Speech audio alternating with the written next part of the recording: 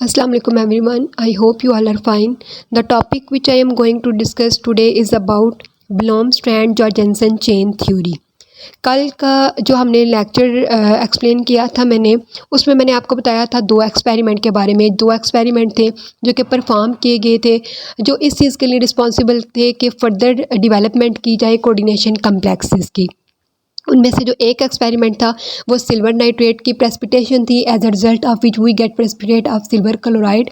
और second experiment था experiment of conductivity. इन दोनों पे मैंने आपको कल की वीडियो में एक्सप्लेन किया था कि ये दो एक्सपेरिमेंट थे।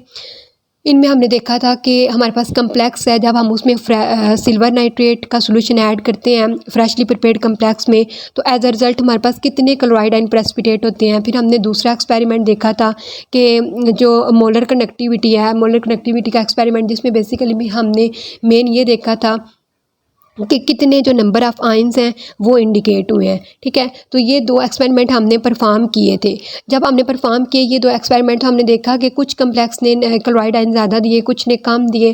फिर हमने उसके कुछ आंसर बताए कि कुछ क्लोराइड आयन फर्मली अटैच हैं, कुछ जो हैं वो स्ट्रांगली अटैच हैं।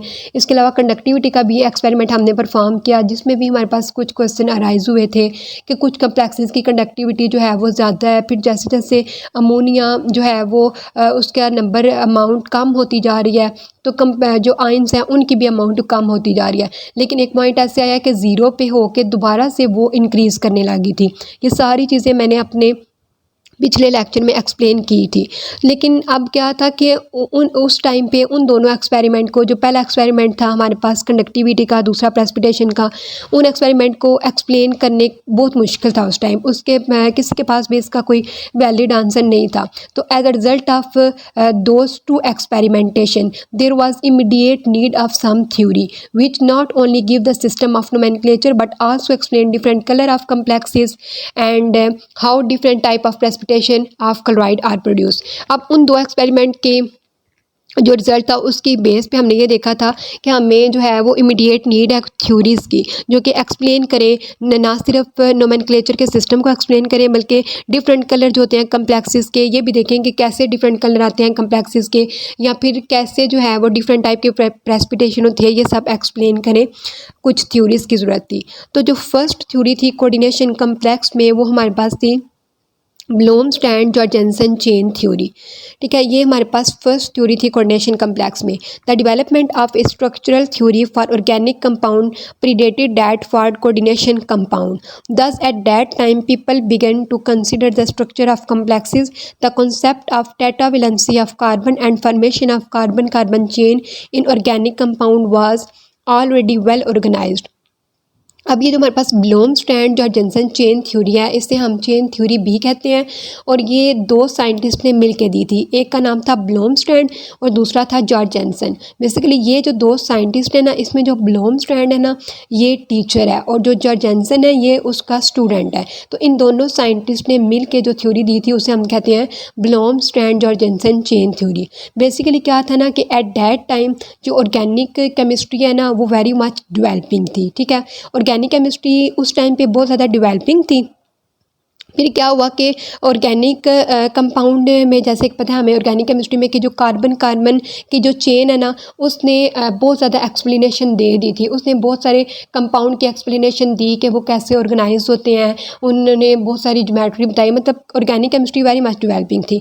अब क्या हुआ कि this concept influence chemist to study coordination complex. So ये जो कॉन्सेप्ट था ना कि ऑर्गेनिक केमिस्ट्री इतनी डेवलपिंग थी, कार्बन कार्बन चेन जो था उसने बहुत सारे जो है वो स्ट्रक्चर को एक्सप्लेन कर दिया हुआ था।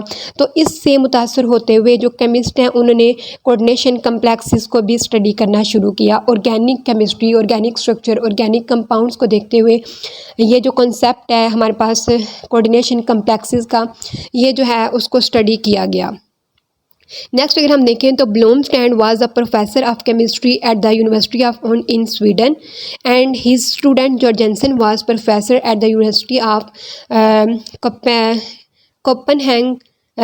जो हमारे पास ब्लोम-स्टैंड था वो प्रोफेसर था स्वीडन की यूनिवर्सिटी में, और जो जॉर्जेनसन था वो हमारे पास प्रोफेसर था eight the university of Copenhagen. अब नेक्स्ट हमारे पास क्या है कि दे प्रेजेंट चेन थ्योरी। अब इन दोनों ने मिल के जो हमें थ्योरी दी थी उसे हम चेन थ्योरी कहते हैं। दे present all the molecule of COCl3.6 ammonia in chain form. अब इन्होंने क्या किया था ना कि इन्होंने जो हमारे पास थे ना COCl3.6 अमोनिया, जो के पीछे आपने पढ़े हैं, इसमें जो हमने जो है वो एक्सपेरिमेंट ऑफ प्रेसिपिटेशन में भी देखे हैं। इसके अलावा एक्सपेरिमेंट ऑफ कंडक्टिविटी में हमने इन स्ट्रक्चर को देखा है, कोबाल्ट, क्लोराइड एंड 6 अमोनिया। अब क्या हुआ था कि जो ब्लोमस्टैंड और जॉर्जेंसन है उन्होंने चेन थ्योरी दी और उन्होंने क्या किया कि उन्होंने ये सारे जो कोबाल्ट ट्राइक्लोराइड, इसका नाम अब क्या होगा, हेक्सा अमाइन कोबाल्ट ट्राइक्लोराइड। अब उसने क्या किया था ना कि उसने इन तमाम मालिक्यूल को चेन की फॉर्म में प्रेजेंट किया था। ठीक है, ये बेसिकली ब्लोमस्टैंड जॉर्जेंसन चेन थ्योरी है कि उन्होंने इन कम्प्लेक्स को चेन की फॉर्म में प्रेजेंट किया। अब जैसे कि आप देखो कि आपको पहला स्ट्रक्चर नज़र आ रहा है, ये COCl3.6 अमोनिया का स्ट्रक्चर है। ठीक है, उन्होंने इसको चेन की फॉर्म में किया। अब ये था कि उन्होंने ये बोला था कि जब हम इसको वाटर में डिज़ोल्व करेंगे ना तो क्लोराइड आयन अलग से हमें जो देंगे, क्लोराइड आयन जब इसमें सेपरेट होंगे और कोबाल्ट का आयन सेपरेट होगा, कोबाल्ट के साथ अमोनिया मिल जाएगा, क्लोराइड आयन हमारे पास अलग हो जाएंगे।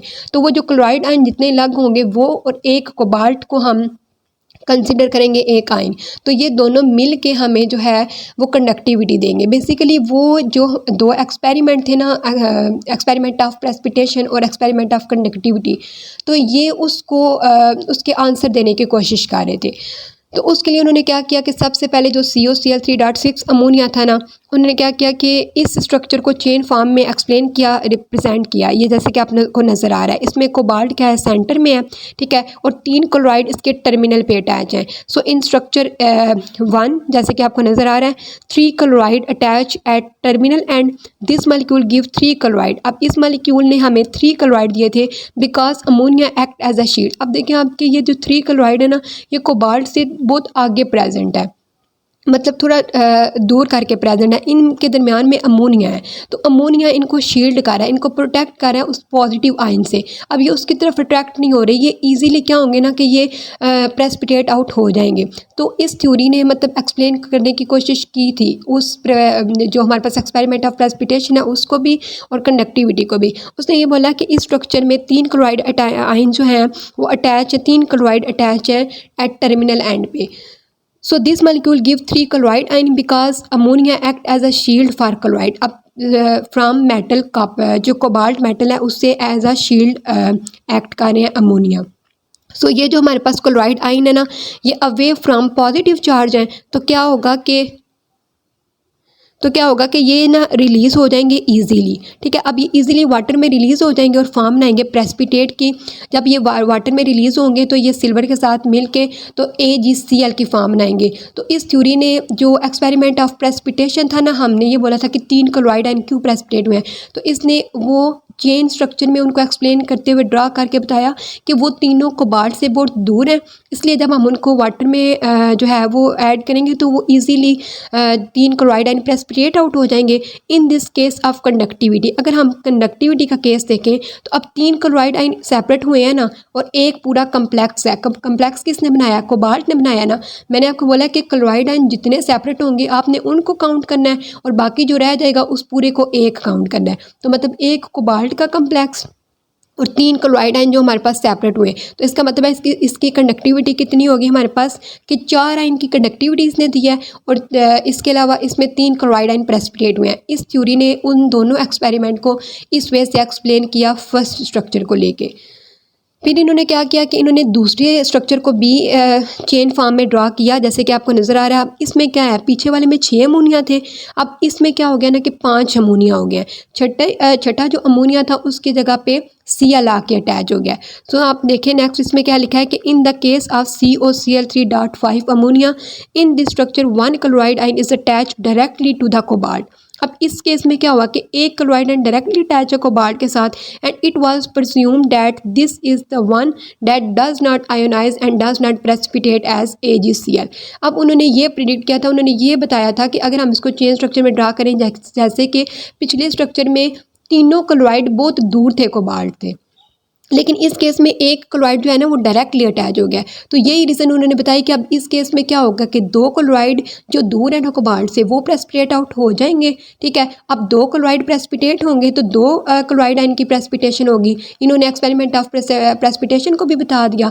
और इसके अलावा कोबाल्ट का और बाकी जो सारा रह जाता है, मैंने आपको बोला उसको आपने एक काउंट करना है क्योंकि वो इनसाइड द कोऑर्डिनेशन स्फीयर हमारे पास रह गए हैं। तो एक वो और दो हमारे पास क्लोराइड आयन। तो इसका मतलब है कि इसने कंडक्टिविटी हमें कितने की दी, तीन, कंडक्टिविटी 3 की दी और दो क्लोराइड आयन प्रेसिपिटेट हुए। सिमिलरली उन्होंने तीसरा स्ट्रक्चर भी ड्रा किया, जैसे कि आप देख सकते हैं in case of third molecule in this structure 4 ammonia attach with cobalt. इसमें क्या है कि अब एक अमोनिया और कम हो गया है। अब इसमें क्या है ना कि दो क्लोराइड आयन अब डायरेक्टली अटैच हैं but one chloride is away, लेकिन एक जो क्लोराइड है ना वो अवे है। So it release from complex and give one AgCl। अब जितने क्लोराइड दूर होंगे उतने ही प्रेसिपिटेट हो जाएंगे। अब इसने Cl को प्रेसिपिटेट किया, इसका मतलब है कि इसमें जो Cl आयन प्रेसिपिटेट हुए हैं वो एक है और इसकी कंडक्टिविटी कितनी होगी। आप देखो जितना प्रेसिपिटेट हुआ है आपने उसको काउंट करना है। एक प्रेसिपिटेट होगा ना AgCl, तो Cl एक प्रेसिपिटेट हुआ और इसके अलावा जो कोबाल्ट और ये अमोनिया पूरा एक कोऑर्डिनेशन स्फीयर बनाएगा तो ये दो। इसका मतलब है कि इन्होंने हमें जो मोलर कंडक्टिविटी दी वो कितनी दी, 2 आयन की कंडक्टिविटी दी। सो ये तीसरा स्ट्रक्चर था उसका। आगे नेक्स्ट अगर हम देखें तो ये चौथा स्ट्रक्चर। ठीक है, चौथे स्ट्रक्चर को जब उन्होंने एक्सप्लेन किया in case of fourth structure, जैसे कि आप देख सकते हैं कि ये जो इसमें फोर्थ स्ट्रक्चर है इसमें भी क्या है, ये सिमिलरली 3 स्ट्रक्चर की तरह है।